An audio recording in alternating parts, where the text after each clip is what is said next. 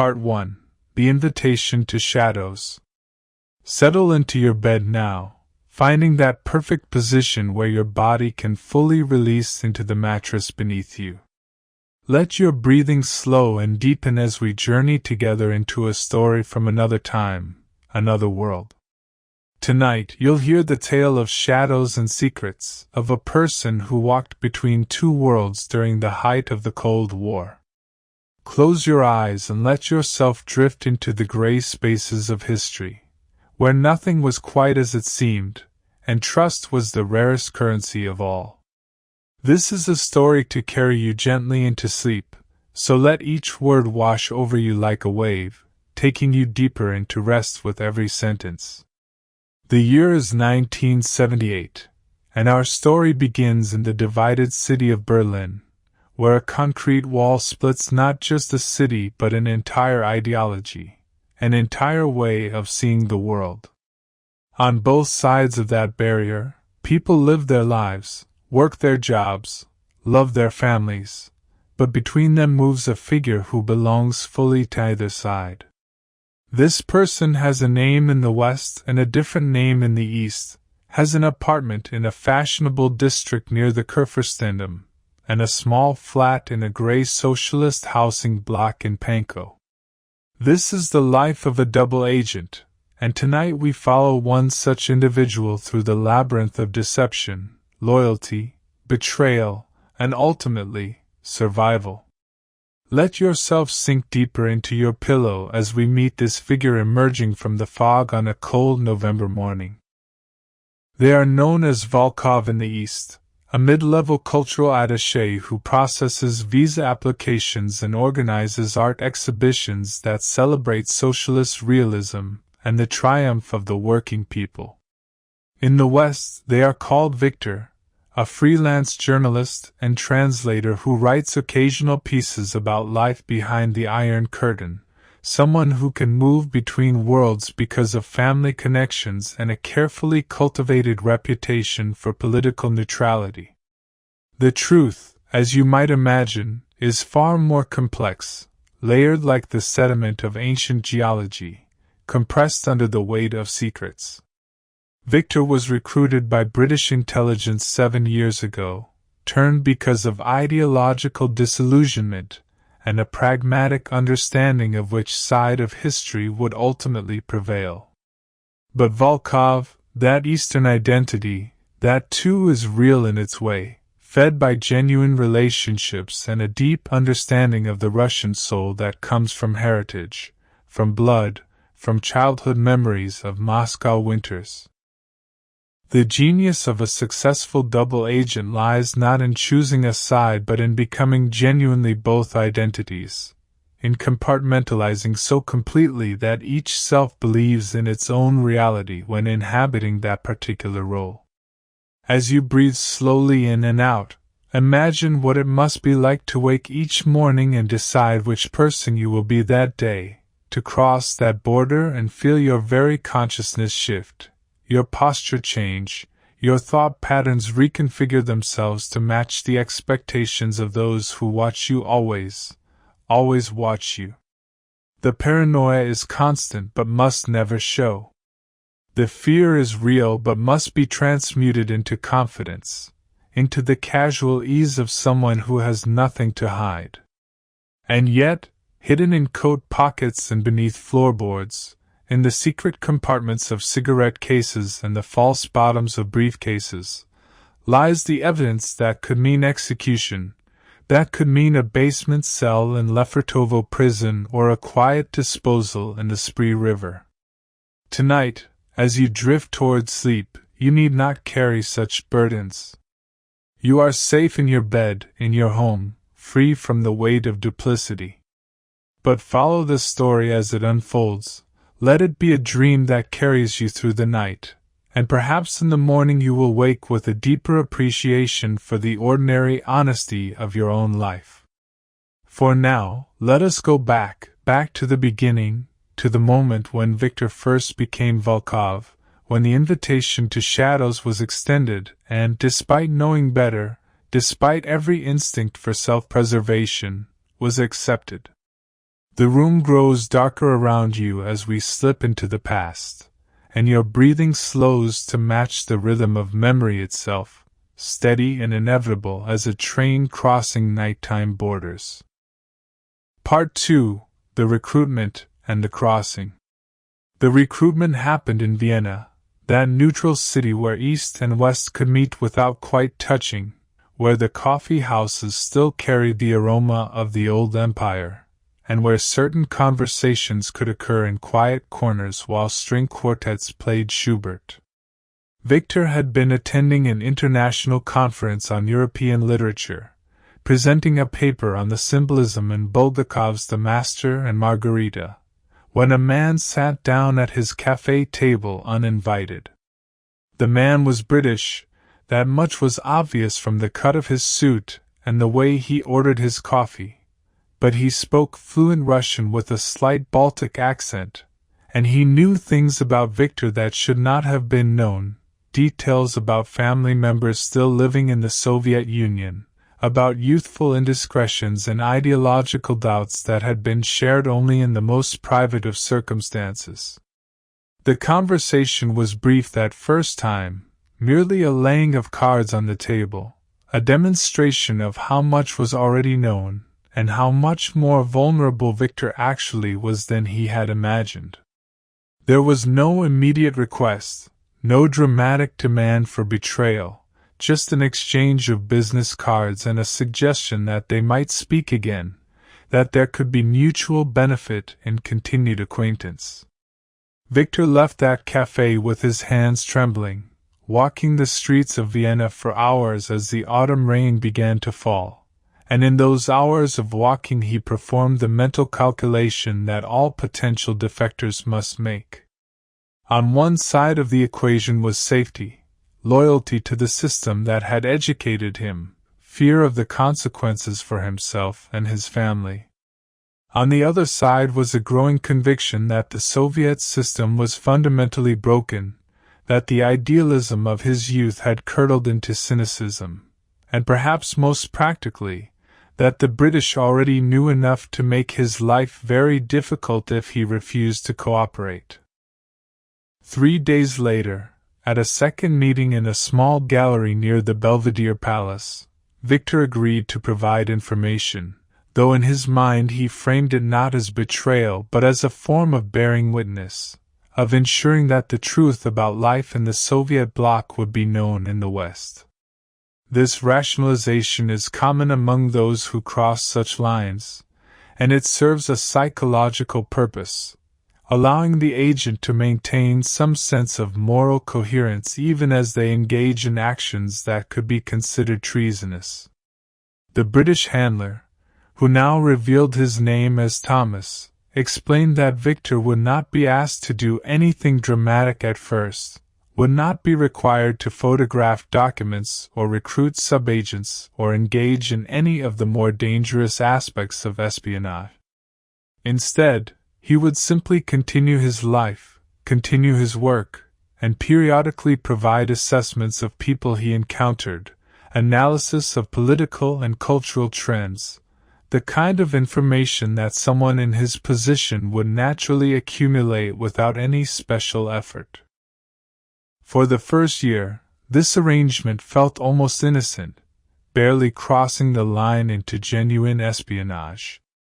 Viktor would meet Thomas during his periodic trips to the West, ostensibly for conferences or research, and they would have long conversations over dinner about literature, politics, and the human condition, conversations that happened to touch on matters of intelligence interest but felt more like intellectual discourse between friends.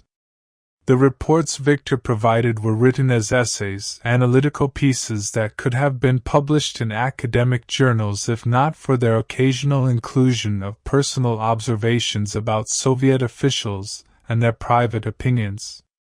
It was only gradually, so gradually that Viktor barely noticed the transformation, that the requests became more specific, the information required more sensitive, and the risk involved considerably greater. He was taught basic tradecraft, how to use dead drops and signal sights, how to photograph documents with a miniature camera, how to detect surveillance, and shake a tail.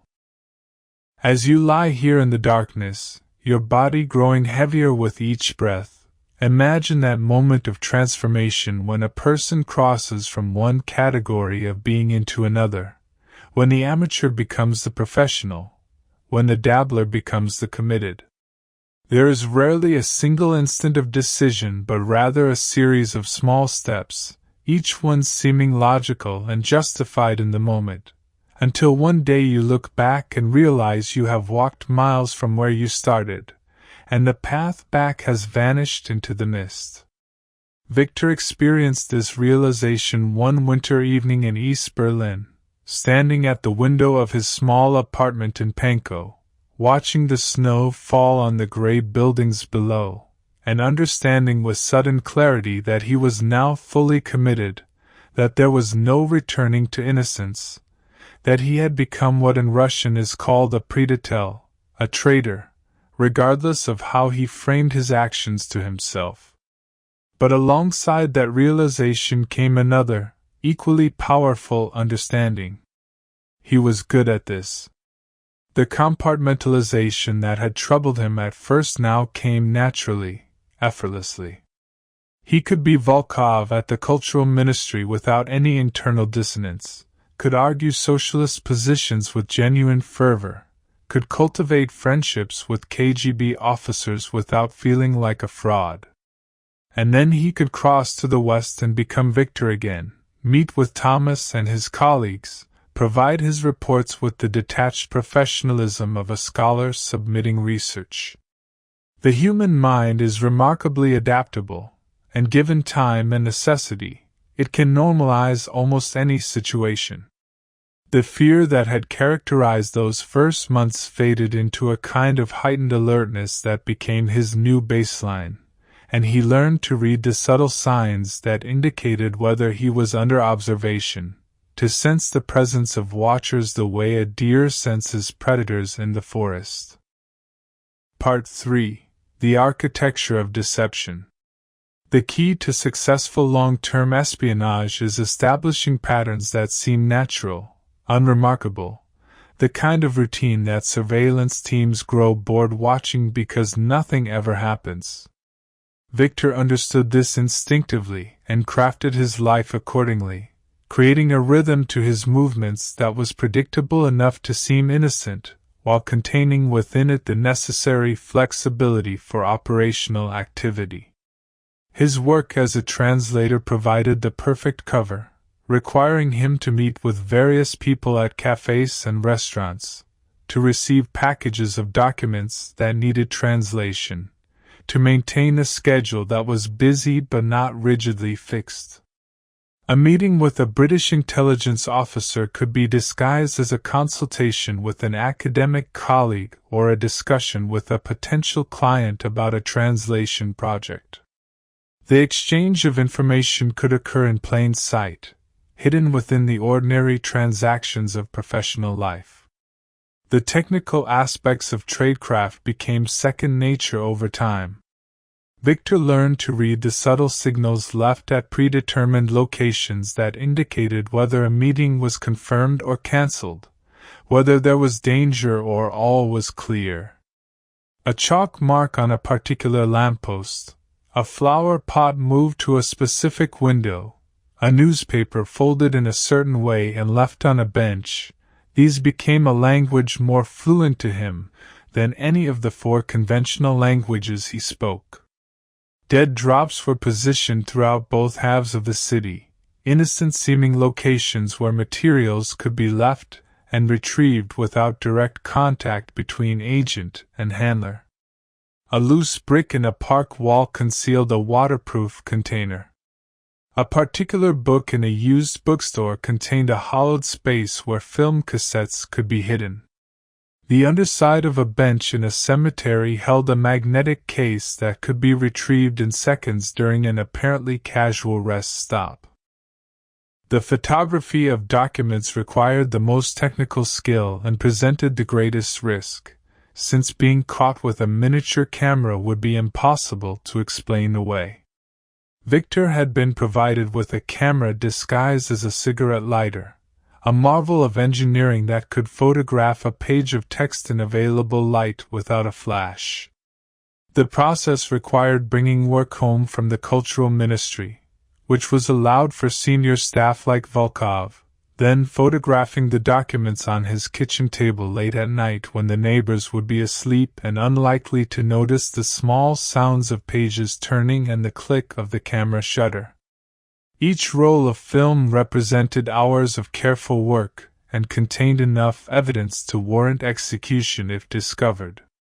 The exposed film would then be concealed in one of various hiding places, a hollowed-out book on his shelf or a can of shaving cream with a false bottom, until it could be safely delivered during his next crossing to the west.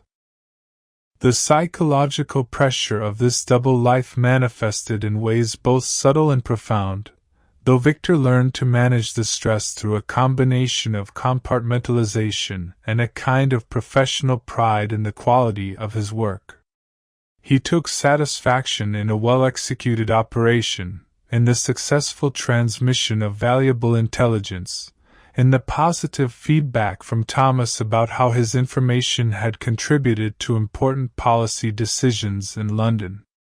This feedback was carefully calibrated by his handlers to reinforce his commitment and maintain his motivation, but Viktor understood this manipulation and accepted it as part of the professional relationship. What mattered was that he believed in the ultimate value of what he was doing, that he had convinced himself he was working toward a more peaceful world by providing the West with accurate information about Soviet intentions and capabilities, information that would prevent misunderstandings and reduce the risk of war. Yet there were moments, usually late at night, when insomnia gripped him and sleep retreated like a tide leaving a barren shore, when the weight of his duplicity became almost unbearable, and he would lie awake wondering who he really was beneath all the layers of deception. Was there still a core self, an authentic Viktor or Volkov, or had he become nothing more than a series of performances, a hollow man who could convincingly portray different characters but had lost any stable identity of his own? These existential questions had no satisfactory answers, and eventually he learned not to ask them, to focus instead on the immediate practical challenges of his work and to take refuge in the routine of his double life. The human capacity for psychological adaptation is remarkable, and Viktor discovered that one can normalize almost any situation if survival depends on it, can make a home even in the territory of shadows. As your mind drifts now, following these trails of thought like paths through a darkening forest, you need not solve these philosophical puzzles or bear these psychological burdens. They belong to another time, another person, and you are safe here in the present moment, in your comfortable bed, with nothing required of you except to rest, to release, to let yourself fall gently into sleep. But the story continues, and we follow Viktor deeper into his double life, into operations that grow more complex and dangerous, into a world where trust is impossible and betrayal is always just one mistake away. Let your breathing deepen as we move forward through the years, through missions and close calls, through the countless small deceptions that accumulate into a career in shadows. Part 4. The Height of the Game. By 1982, Viktor had become one of British intelligence's most valuable assets in Berlin, providing a steady stream of high-quality intelligence about Soviet cultural operations, which were in fact often cover for more traditional espionage activities. His position at the Cultural Ministry gave him access to information about visiting Soviet delegations, about which artists and intellectuals were considered politically reliable enough for foreign travel, and most valuably, about the personnel and organizational structure of KGB officers working under diplomatic cover throughout East Germany. He had also developed a network of subsources, people who trusted Volkov and would share information with him without realizing it would be passed to the West, believing instead that they were simply gossiping with a friend or colleague who would keep their confidences. The operation that would later be considered Viktor's masterwork began in early spring of that year, when he learned through his position that a senior Soviet trade negotiator named Grigory Filippov would be spending 3 months in East Berlin working on economic agreements with the East German government. What made Filippov particularly interesting was that British intelligence had information suggesting he might be susceptible to recruitment, that he had expressed private doubts about the Soviet system and had a gambling problem that had created serious financial difficulties. Thomas's team wanted Viktor to assess Filippov's vulnerability and, if possible, make initial contact that might lead to a formal recruitment attempt. This was a significant escalation in Viktor's role, moving from passive intelligence gathering to active operations, and it represented both an opportunity and a considerable increase in risk. The approach had to be natural, untraceable to Western intelligence, and Viktor spent weeks crafting the right circumstances for an apparently chance encounter. He learned Filippov's habits through careful observation, discovered that the trade negotiator often ate lunch at a particular restaurant near his office, and arranged to be seated nearby during one of these lunch hours, reading a Russian newspaper and occasionally sighing loudly at the news. The gambit worked. Filippov, perhaps feeling the loneliness that often afflicts those on extended foreign assignments, struck up a conversation about the newspaper article, and they fell into an easy discussion about politics, economics, and the state of the world. Viktor presented himself as Volkov, a fellow Soviet expatriate working in cultural affairs, someone who shared Filippov's slight cynicism about the system but whose complaints stayed within the bounds of what was acceptable among trusted colleagues. The cultivation of Filippov took 3 months of carefully managed meetings, lunches, and eventually dinners where vodka loosened tongues and lowered defenses. Viktor learned about Filippov's gambling debts, about his complicated relationship with his wife back in Moscow, about his resentment toward younger, better-connected officials who had advanced past him despite his superior competence. All of this information was passed to Thomas, who could then craft a recruitment pitch that would address Filippov's specific vulnerabilities and grievances. But Viktor also found himself genuinely liking Filippov, appreciating his intelligence and his sardonic sense of humor, and this created an unexpected emotional complication. It is one thing to betray a system or an ideology, quite another to betray a friend, and Viktor discovered that the psychological compartmentalization he had perfected was more difficult to maintain when actual personal relationships were involved. The recruitment attempt was made by a different British officer during one of Filippov's visits to West Berlin, which were permitted for trade negotiations. Viktor was deliberately kept separate from this phase to protect his cover, but he learned later that Filippov had refused the approach, had reported it to his superiors, and had returned to Moscow under a cloud of suspicion for having been targeted by Western intelligence. The operation was a failure from the British perspective, but it accomplished something perhaps more valuable for Viktor personally. The KGB investigated Volkov's relationship with Filippov but found nothing suspicious, concluded that the friendship had been innocent and that Filippov had been targeted because of his vulnerability rather than because of any leak from the eastern side. Viktor's cover held, and in fact his reputation was enhanced because he had befriended someone who had demonstrated loyalty by reporting a recruitment attempt. The irony was not lost on Viktor, who understood he had just passed the most dangerous test of his career, and if there was any guilt about his role in Filipov's downfall, he buried it deep beneath layers of rationalization and professional necessity. These years represented the peak of Viktor's career as a double agent, the period when his skills were at their sharpest and his value to British intelligence at its highest.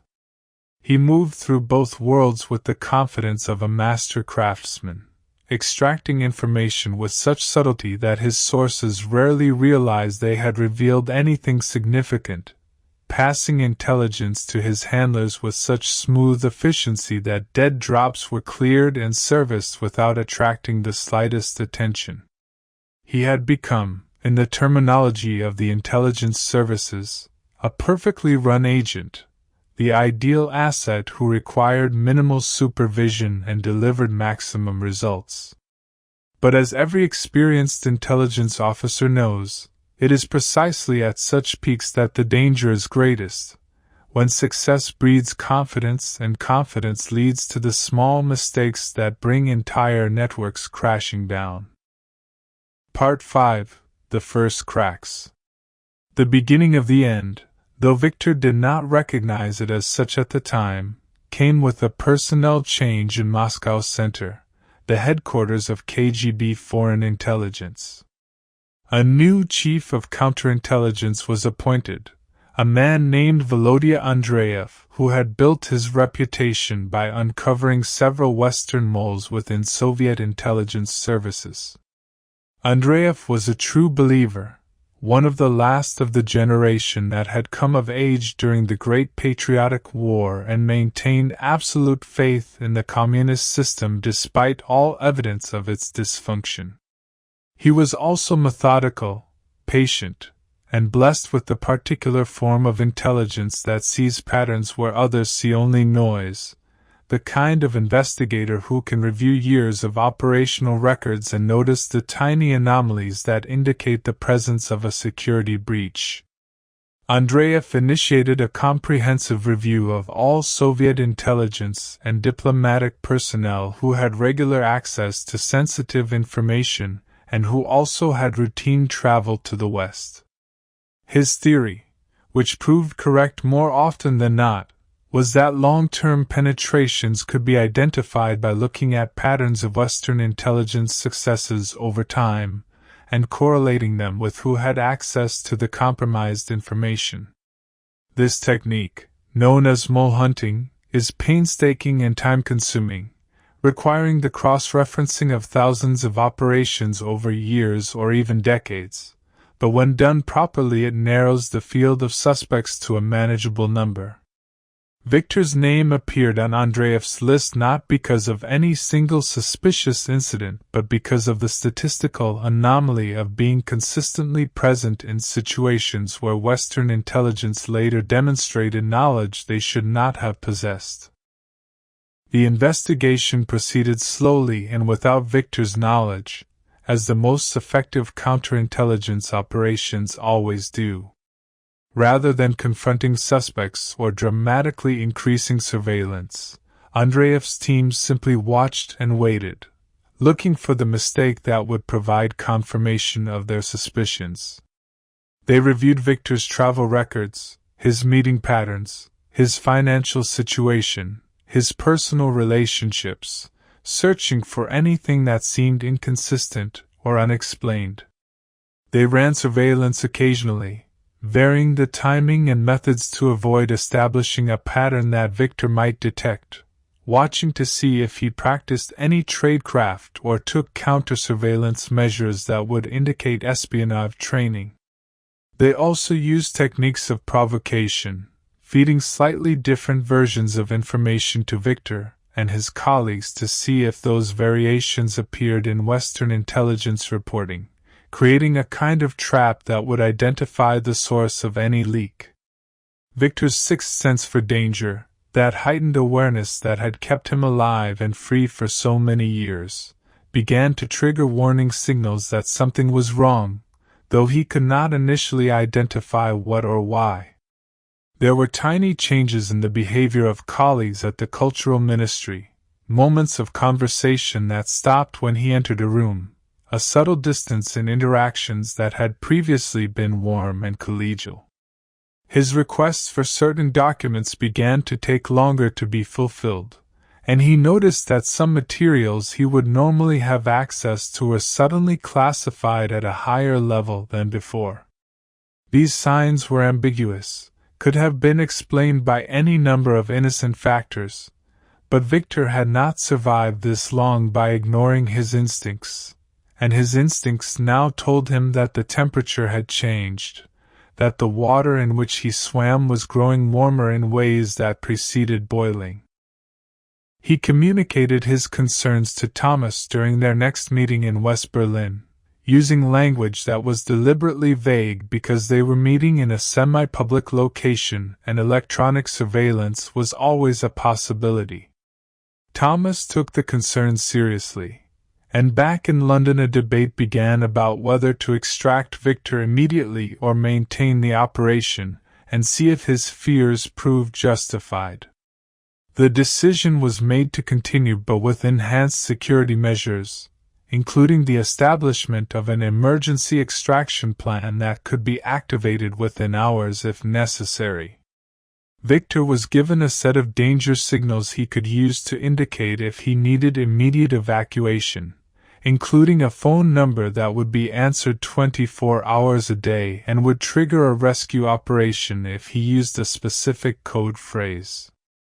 Having this escape route available provided some psychological comfort, but Viktor also knew that using it would mean abandoning his entire life, never seeing his apartment or his friends again, becoming a permanent exile dependent on the charity and whims of Western intelligence services.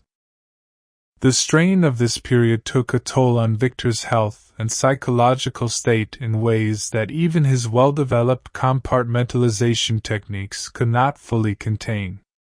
He began to have trouble sleeping, would wake at 3 a.m. with his heart pounding, convinced that he heard footsteps in the hallway outside his apartment, or saw the silhouette of watchers in the street below. His dreams became vivid and disturbing, scenarios of arrest and interrogation that felt so real he would wake confused about whether they had actually happened. He began to drink more than was wise, using vodka to quiet the anxiety that gnawed at him constantly, knowing even as he did so that any change in his behavior patterns could itself be noticed and added to the evidence against him. The paranoia that is always part of the espionage life intensified to the point where he questioned the loyalty of everyone around him, wondering which of his colleagues might be the one assigned to watch him, which of his friends might be reporting on his behavior to the authorities. As you lie here now, perhaps you can understand a fraction of what such psychological pressure feels like. That constant state of hypervigilance that permits no genuine rest or relaxation, where even sleep offers no escape because the danger follows you into dreams. But you need not carry such burdens. Your sleep tonight will be peaceful and untroubled, free from fear or anxiety, and as this story continues to unfold, let it carry you deeper into rest. Let the narrative become a dream that you observe from a safe distance, a tale from another time that has no power to disturb your own peace. Breathe deeply and let yourself sink further into the softness of your bed as we follow Viktor through the darkest period of his double life, through the months when every day might be his last day of freedom. Part 6. The News Tightens. The confrontation, when it came, arrived not with dramatic arrests or armed men at his door, but with a polite summons to meet with a senior KGB officer at an office building that Viktor had never visited before. The message was delivered by a courier who waited while Viktor read it, a sign that refusal was not an option, though the letter itself was couched in language that suggested a routine consultation about security matters related to the Cultural Ministry. Viktor recognized this approach as standard technique for the initial phases of an investigation, the effort to keep the suspect calm and cooperative, while the actual interrogation began. His hands remained steady as he read the letter, though his mind raced through the implications and possibilities, calculating whether this might be the moment to activate his emergency extraction plan or whether he should keep his nerve and see what they actually knew. He decided to attend the meeting, reasoning that immediate flight would confirm any suspicions they held and would also mean abandoning whatever small possibility remained that this was indeed about some routine security matter unrelated to his espionage activities. The night before the meeting, Viktor prepared carefully, rehearsing in his mind the legend he would maintain if questioned about his activities. The most effective defense for a suspected spy is to stay as close to the truth as possible, admitting to minor indiscretions that the investigators probably already know about while maintaining absolute denial of the actual espionage activity. Viktor reviewed his cover story, the legitimate aspects of his work that had brought him into contact with Westerners, preparing explanations for any meetings or relationships that might have been observed. He also took precautions, ensuring that his apartment contained no incriminating evidence, that all his dead drop locations were clear, that nothing physical could be used against him if they decided to conduct a search.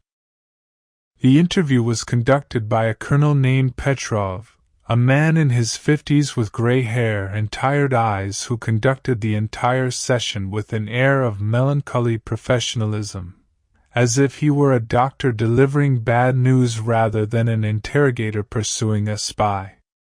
Petrov began with general questions about Viktor's work, his colleagues, his travels to the West, establishing a baseline of cooperation before moving gradually toward more specific and pointed inquiries. Who did Viktor meet with in West Berlin? What did they discuss? Had anyone ever approached him with unusual questions or requests for information? The questions were asked in a conversational tone, almost friendly, but Viktor recognized the technique and understood that his responses were being evaluated not just for content but for the subtle tells that indicate deception, the micro-expressions and physiological responses that even trained liars cannot entirely control. Viktor maintained his composure throughout the 3-hour interview, answering questions with the detailed precision of an innocent man who has nothing to hide and is eager to help with the investigation. He admitted to having drinks with various Western journalists and academics, explaining these contacts as part of his legitimate work in cultural affairs, the kind of networking that any competent official would conduct. He acknowledged that some of these individuals had asked questions about Soviet policies and personnel, but he had always declined to provide sensitive information and had reported these approaches to his superiors, which was true enough to be verifiable. When Petrov asked specifically about a British academic named Thomas Richardson, Viktor experienced a moment of genuine fear that he managed to convert into puzzlement, saying that the name was vaguely familiar but he could not place exactly where he had met this person. It was a calculated gamble, betting that they did not have proof of the meetings but only suspicion, and that total denial was less suspicious than admitting to contact that he could not adequately explain. The interview ended without resolution, with Petrov thanking Viktor for his cooperation and suggesting that they might need to speak again as the investigation continued. This was simultaneously good news and bad news, indicating that they did not yet have enough evidence for arrest but also that the investigation would continue and the pressure would intensify. Viktor left the building and walked for several miles through the gray streets of East Berlin, his mind working through the implications and considering his options. He could activate the extraction plan and disappear into the West, beginning a new life under a new identity in Britain or America.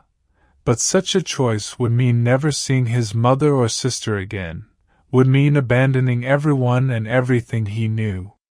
The alternative was to remain in place and hope that his cover would hold, that whatever evidence they had would prove insufficient, that the investigation would eventually lose momentum and move on to other targets.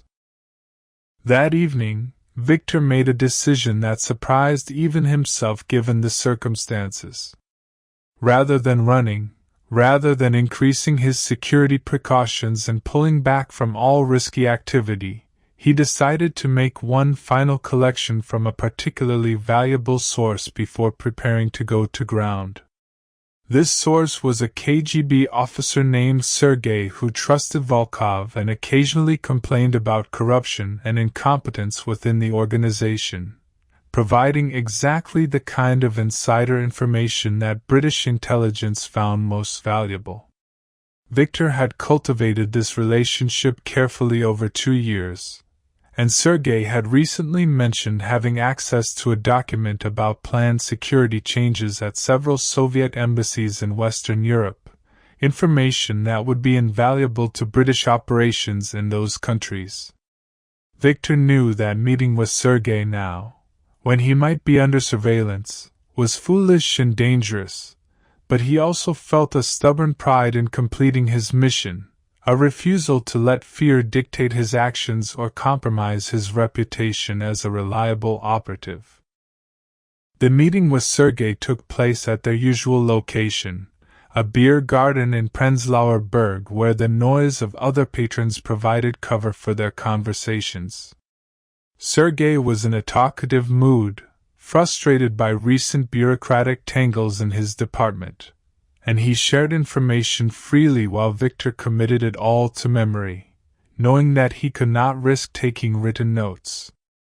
They spoke for perhaps 45 minutes, and throughout that time Viktor was constantly alert for any sign of surveillance, any indication that their meeting was being observed and recorded.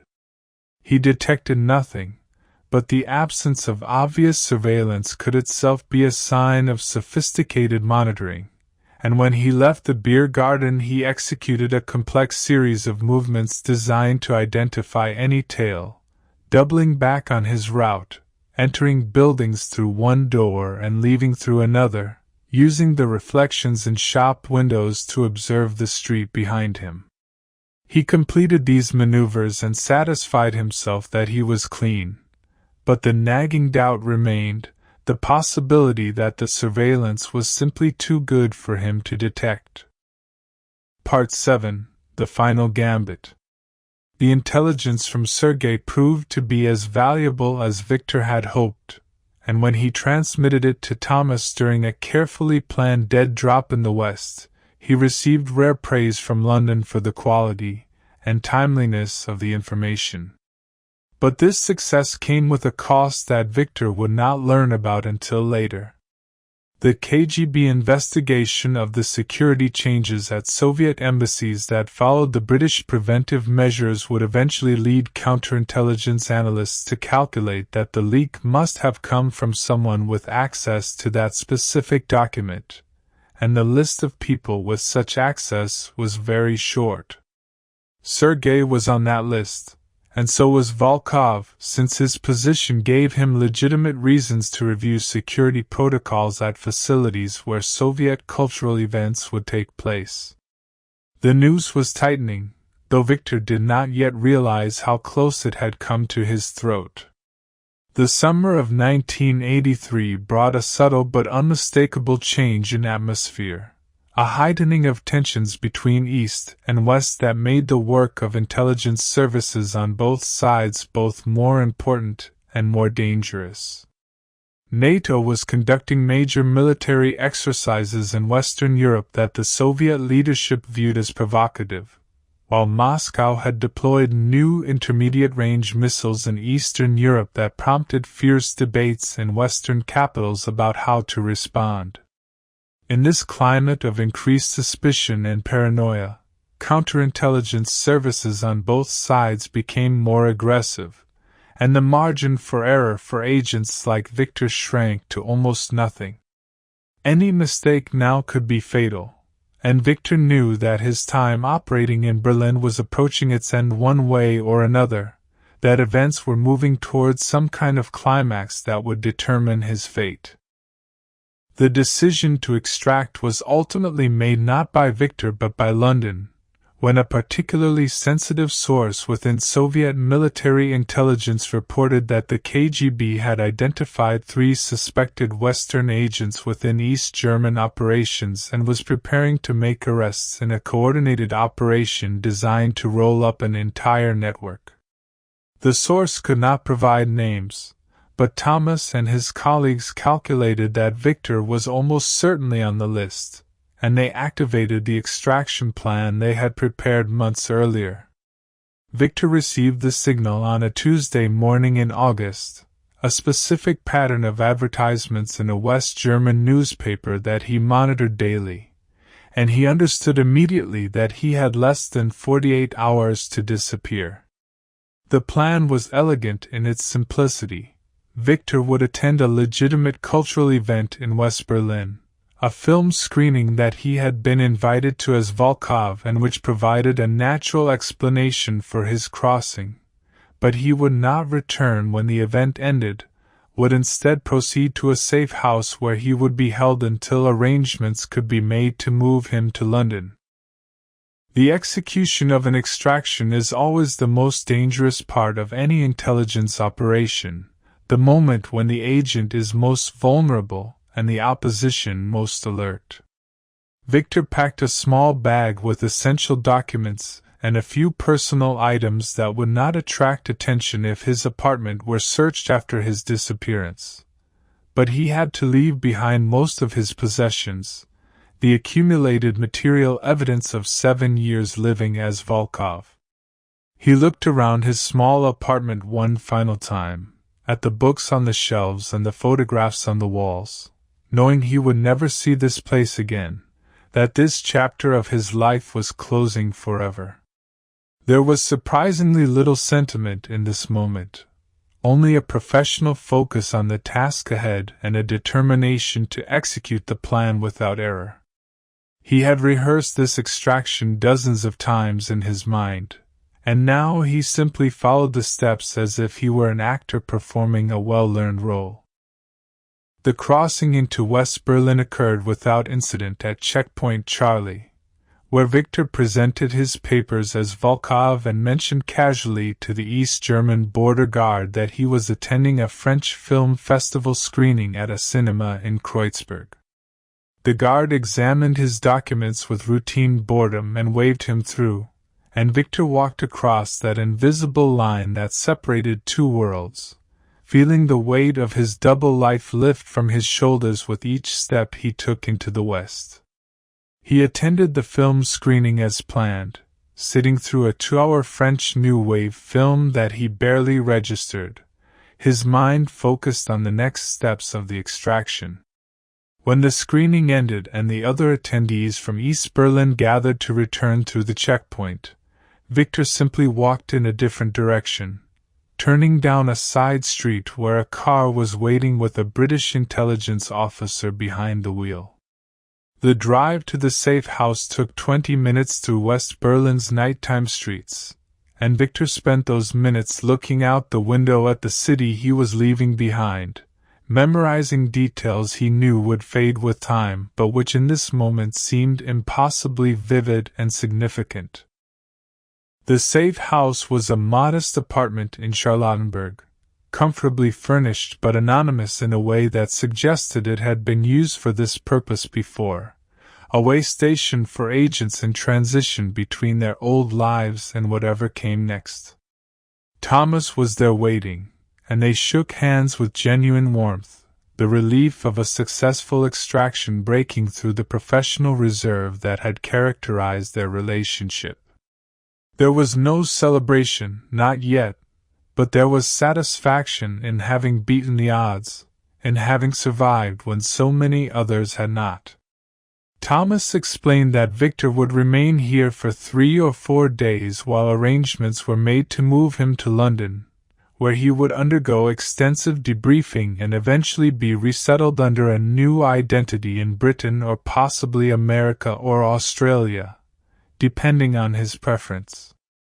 The reality of what he had done, of the life he was leaving behind, began to settle on Viktor during those days in the safe house, and he found himself experiencing a complex mixture of relief, grief, pride, and a kind of emptiness that surprised him with its intensity.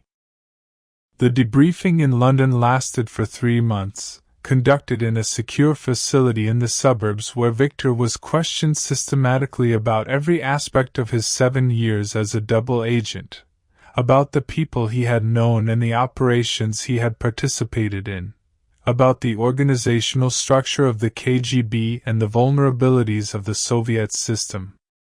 He answered these questions as completely and honestly as he could, understanding that this was his final contribution to the intelligence effort he had served for so many years.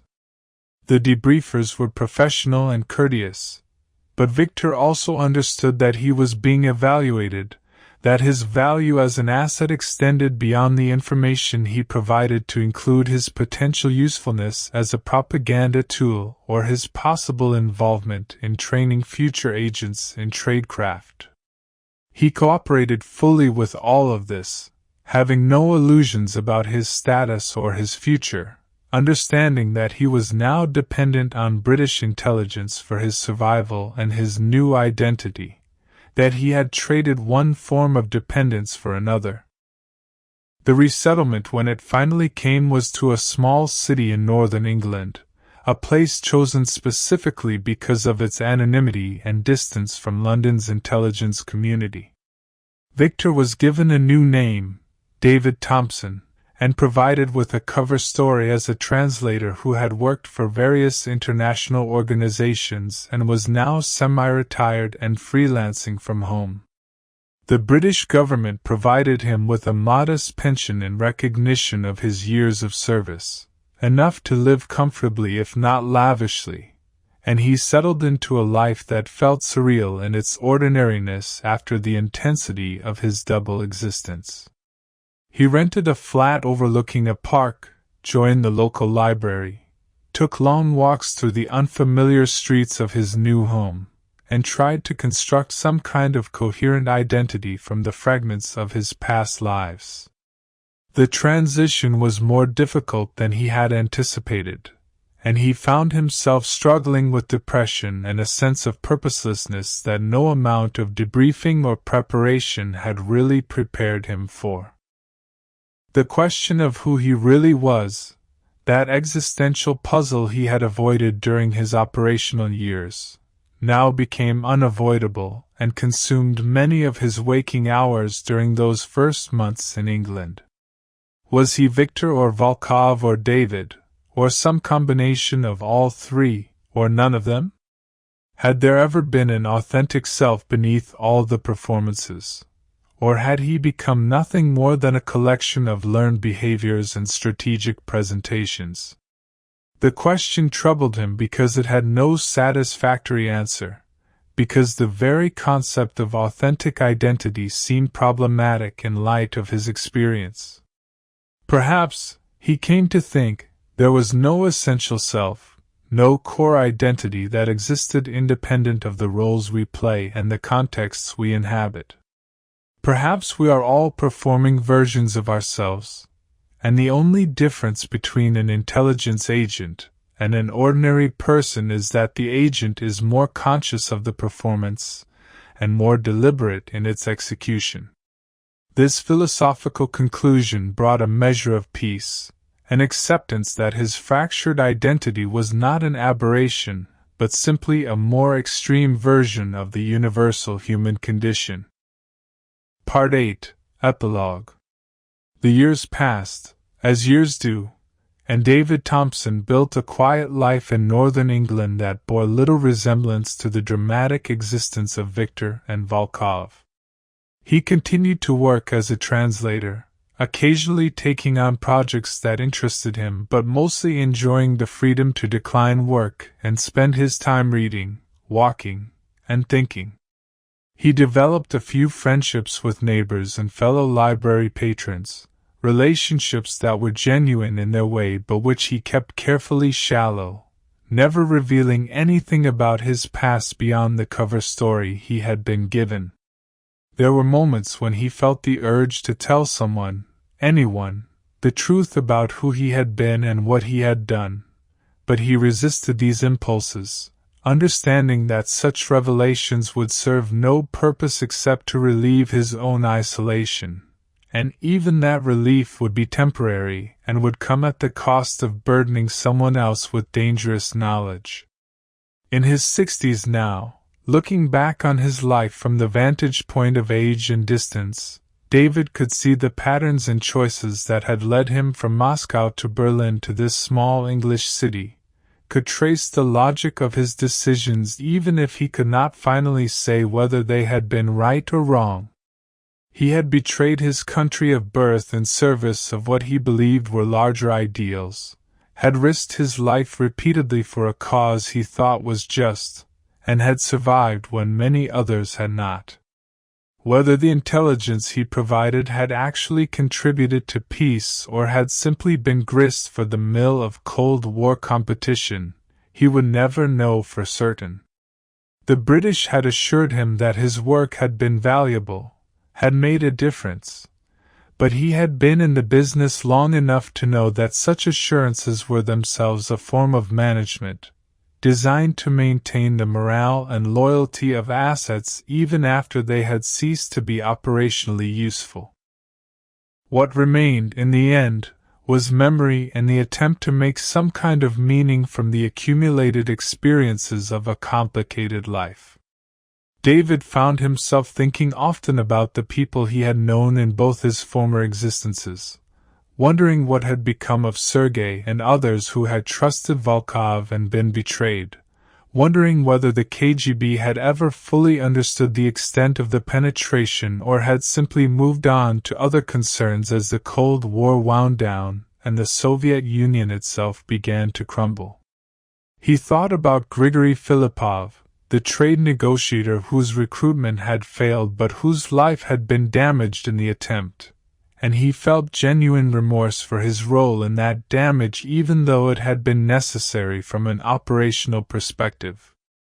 These moral complications could not be resolved, could only be acknowledged and carried forward, part of the weight that one accumulates over a lifetime of difficult choices. The fall of the Berlin Wall in 1989 brought complicated emotions, a sense of vindication that the system he had opposed had indeed proven unsustainable, but also a sadness for all that had been lost in the struggle, for the lives damaged and destroyed on both sides of the conflict. David watched the television coverage of people dancing on the wall and tearing it down with hammers and picks, and he wept for reasons he could not entirely articulate. Tears that contained elements of joy and grief and relief and regret all mixed together.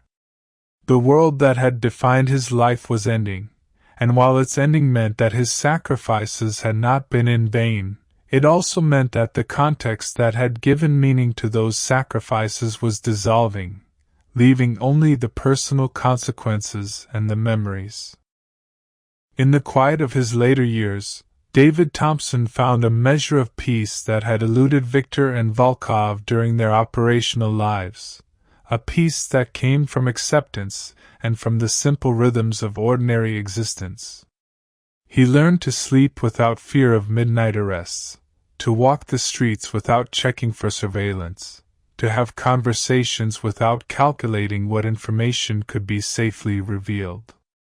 These small freedoms, taken for granted by most people, felt precious to him precisely because he remembered what it was like to live without them.